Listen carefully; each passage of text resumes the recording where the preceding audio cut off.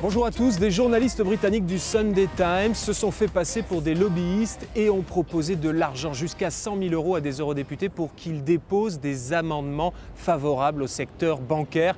Plusieurs élus sont tombés dans le piège. Nous allons vous montrer des images prises en caméra cachée. Un des eurodéputés incriminés a également accepté de répondre à nos questions, une interview édifiante. Corruption au Parlement européen, c'est le thème de cette édition. Mais d'abord, un rapide coup d'œil à l'essentiel de l'actu européenne de la semaine. Brice Hortefeux a fait son retour au Parlement européen cette semaine en prenant part au vote de la session plénière. L'ancien ministre de l'Intérieur est devenu député européen après son éviction du gouvernement, mais certains de ses collègues n'approuvent pas cette investiture pour des raisons politiques et juridiques. Monsieur Hortefeux, n'ayant pas accepté et n'ayant pas participé à la session inaugurale à Strasbourg, ne peut pas remplacer celle qu'il veut remplacer. Sinon, c'est un scandale juridique ce que vous êtes en train d'organiser. La Commission européenne victime d'une cyberattaque à la veille du sommet européen. Le personnel ne pouvait plus consulter ses emails depuis l'extérieur du bâtiment et certaines pages du site internet étaient inaccessibles. L'attaque a surtout visé le service de Cathy Ashton, la ministre européenne des Affaires étrangères, mais les documents confidentiels n'étaient apparemment pas visés.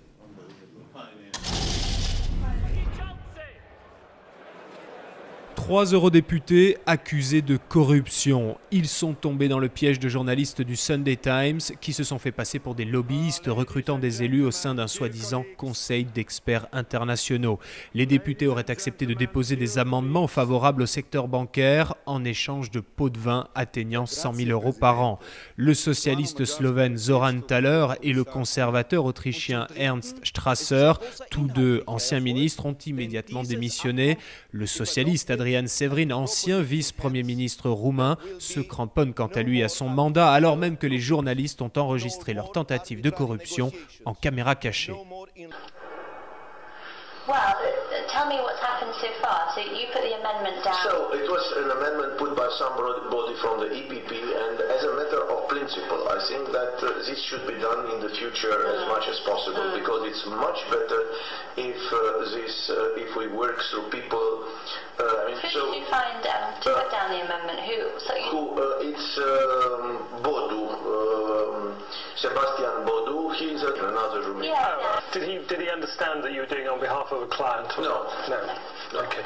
I didn't say anything. When people normally invoice us for a day. I think for that would be 2 or 3 days. Okay. Is it all right? Do you think? Yes. So that would be, say, 12,000 euros.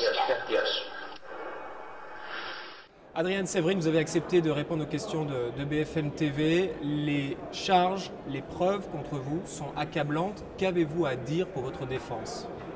Bon, il faut le dire que je n'accepte pas la culpabilité. C'est ce que je viens de faire, c'était tout à fait légal.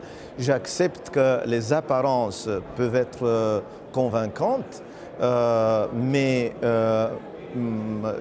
derrière cette apparence se trouve une réalité qui est tout à fait différente. Donc mon statut dans ce conseil était le statut d'un conseiller politique, d'un consultant politique et à mon avis le transfert d'expertise vers les tiers, tant que ce transfert n'implique pas des informations confidentielles, est tout à fait légal et pourquoi pas moral. Je crois que plus que ça, c'est utile. Donc pour le reste, toutes ces images un peu truquées, disons, ou coupées et réassemblées en dehors de tout contexte, sont des images qui n'expriment pas la réalité. Et mais là, selon vous, recevoir 12 000 € pour déposer ou faire déposer un amendement pour le compte de lobbyistes ou d'une organisation, pour vous, c'est légal et c'est acceptable moralement ? Non, pour moi, ça c'est illégal. Et c'est précisément ce que je ne fais pas. Donc je n'ai pas présenté ou déposé un amendement, je n'ai pas déposé aucun amendement. Donc pour vous, Adrian Severin, il n'y a rien d'anormal à ce que vous avez fait ? Non, au moins il n'y a rien illégal, mais je crois que plus que ça... Et moralement ? Je crois que moralement c'est aussi correct ce que je viens de faire. Quand on dit que vous êtes un eurodéputé corrompu, c'est ce que disent les journalistes. Oui, je regrette ça.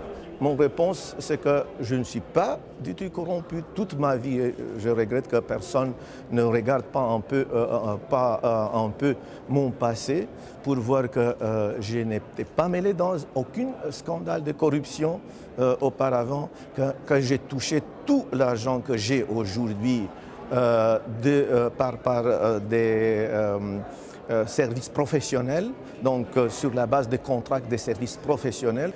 Pour cela, je veux rester ici pour me battre et pour demander. Mais rester ici seul parce que vos collègues du Parti socialiste sont en train de vous exclure. Ça, je regrette. Bon, je me retirais d'une manière volontaire du groupe pour le laisser, le dégager de l'obligation de répondre aux questions sur mon sujet. Si on lit les déclarations d'intérêt financier, vous pouvez voir qu'ils sont beaucoup de collègues, à mon avis, ou quelques collègues au moins, qui sont impliqués dans ce type de relations de conseil, qui, à mon avis, ne sont pas seulement légales, mais ils sont aussi utiles parce que ça nous permet un contact plus approfondi avec différents cercles professionnels, économiques, commerciaux, et d'autres types.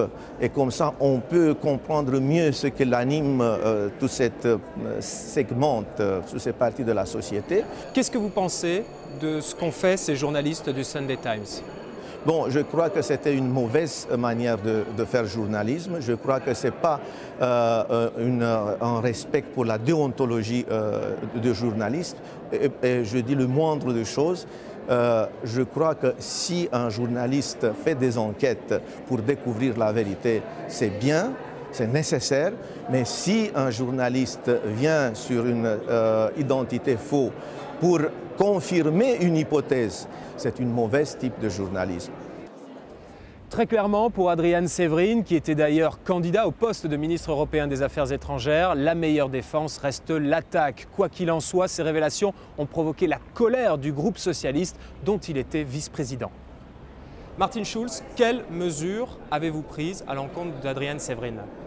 On a exclu M. Severin de notre groupe, ça c'était clair. Il a perdu le droit. Lui, il dit qu'il démissionne. Monsieur Severin dit ce qu'il veut. Il est exclu de notre groupe. Il m'a envoyé une lettre qu'il se suspend de notre groupe pour revenir après toutes choses sont clarifiées.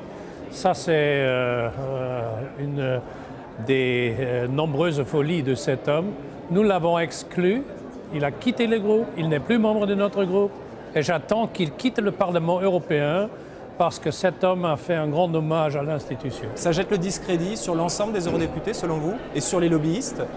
Si le Parlement européen ne se débarrasse pas de ses collègues et de ses méthodes, c'est vraiment un dommage pour tout le monde. C'est pour ça que j'insiste qu'il a attiré les mêmes conséquences comme les deux autres, l'Autrichien et le Slovénien, et quitté le Parlement. Et lui, il dit que c'est légal ce qu'il a fait.